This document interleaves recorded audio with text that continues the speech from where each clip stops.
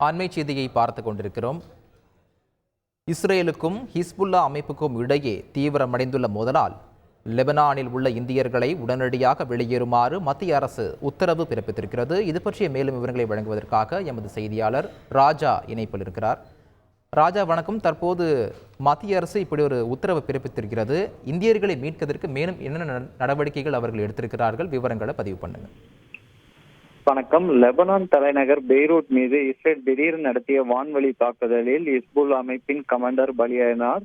இதனை அடுத்து அங்க ஒரு அசாதாரண சூழ்நிலை நிலவி வருகிறது. எனவே லெபனானில் உள்ள இந்தியர்களுக்கு இந்திய தூதரகம் ஒரு முக்கிய அறிவிப்பினை வெளியிட்டிருக்கிறது. அங்கே யாரும் செல்ல வேண்டாம் எனவும், அதே போல் அங்கே யாரும் செல்ல வேண்டாம் எனவும் மற்றும் அங்கு உள்ள இந்தியர்கள் உடனடியாக வெளியேற வேண்டும் என்ற ஒரு உத்தரவை இந்திய தூதரகம் குறிப்பிட்டு ஒரு அறிக்கை ஒன்றை வெளியிட்டிருக்கிறது.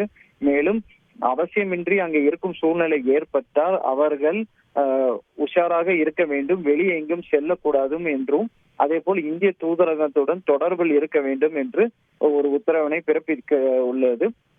முடிந்தவரை யாரும் அங்கே செல்ல வேண்டாம், அங்கே இருக்கவர்களும் வெளியேறுங்கள் என்று இந்திய தூதரகம் தெரிவித்திருக்கிறது. இதற்கு தேவையான அனைத்து உதவிகளும் செய்து தருவதாகவும் அதற்கான எண்களும் மெயில் ஐடியும் இந்திய தூதரகம் தரப்பில் கொடுக்கப்பட்டிருக்கிறது.